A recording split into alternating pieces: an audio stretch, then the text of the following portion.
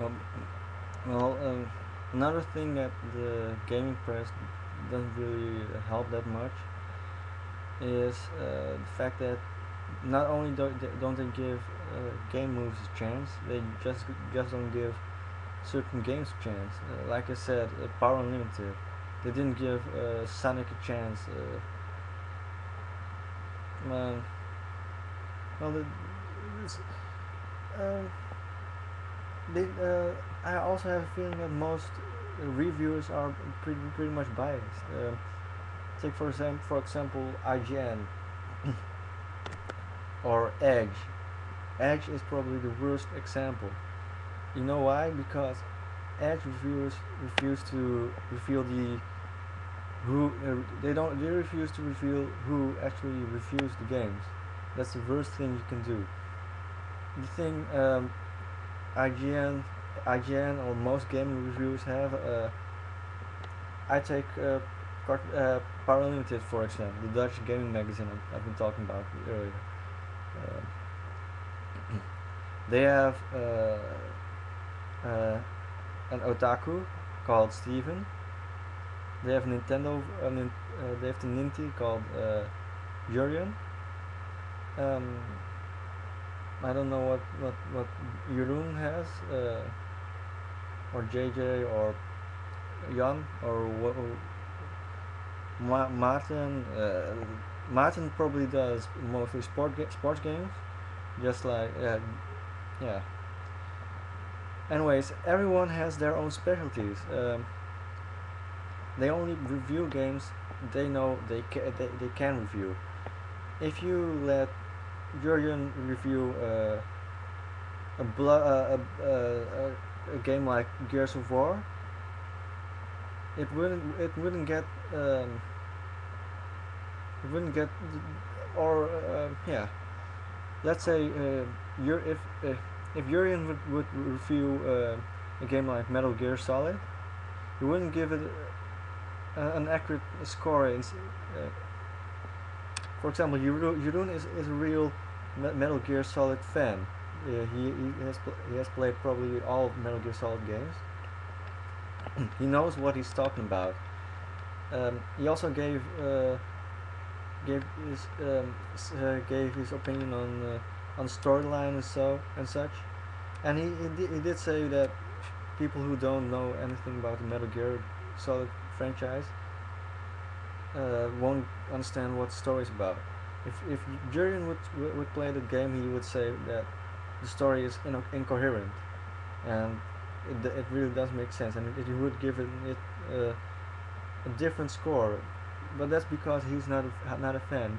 Jeroen, I believe he didn't give the game a 10 because of, but it's mostly because of those points that would scare off non Metal Gear fans.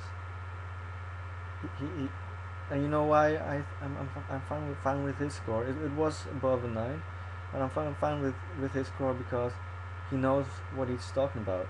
If you're in reviews a Pokemon game or Fire Emblem, I trust him. I trust in his opinion. Of course, uh, he gave him the remake of Kirby Superstar, or I forgot how the game was called in the newest Kirby game, or the Kirby game remake. He gave it a low score because it was easy, and you know what, I don't really care. He knows what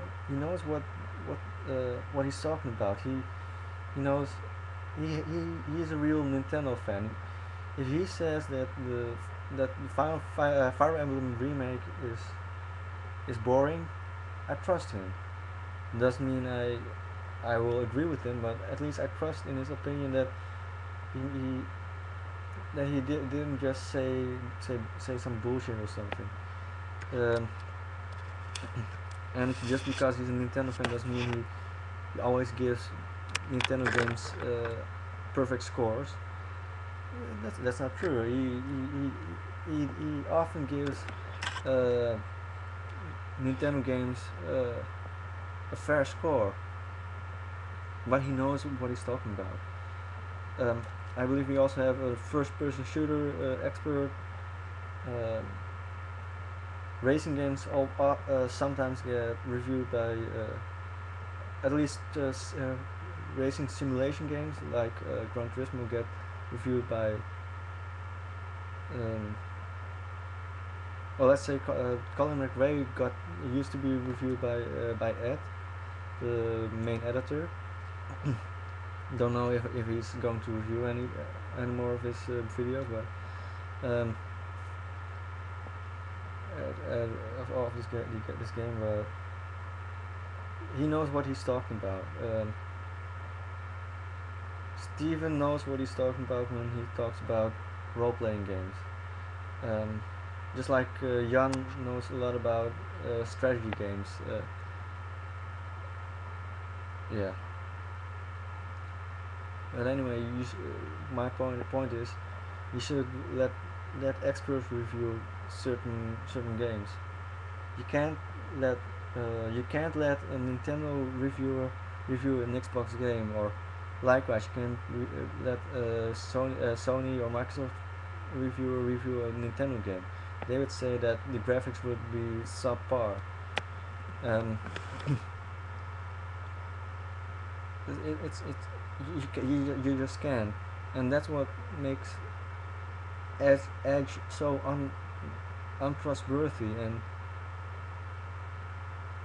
not very reliable, because you don't know who reviews the games. For the same reason, it could have been a Sony fanboy or Microsoft fanboy. Um, I don't know. It just doesn't work. Gamers don't buy it, or at least real hardcore gamers don't buy it. And in conclusion, I just want to say that people should give gaming should give yeah. I'm not really happy with hardcore games or hardcore gaming in general. Um, it's mainly because of these so-called fans, or people who call themselves fans. They just want. I have a feeling that they just want to feel better about themselves. The only reason why people agree uh, about Sonic being lame or being dead is because they think it's cool to think like that. It's not cool. It makes you look like a fun tool. Um, just like flaming other consoles, it makes you look stupid. Mm. And if you want the view on gaming to change in the regular media, we should stop threatening, or we should just start acting like adults, or we we shouldn't just act like crazy monkeys when the media claims that video gaming is the cause of violence and such. We can prove them wrong, but not by being angry. But I also have to say, the media isn't completely innocent. The media also helps in forming our image. They help in creating this this fanboy flame war. I mean, if reviewers would just stop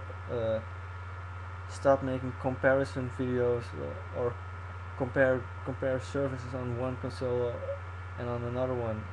If reviewers would just stop the bullshit of comparing, I think hardcore gaming would become hardcore again.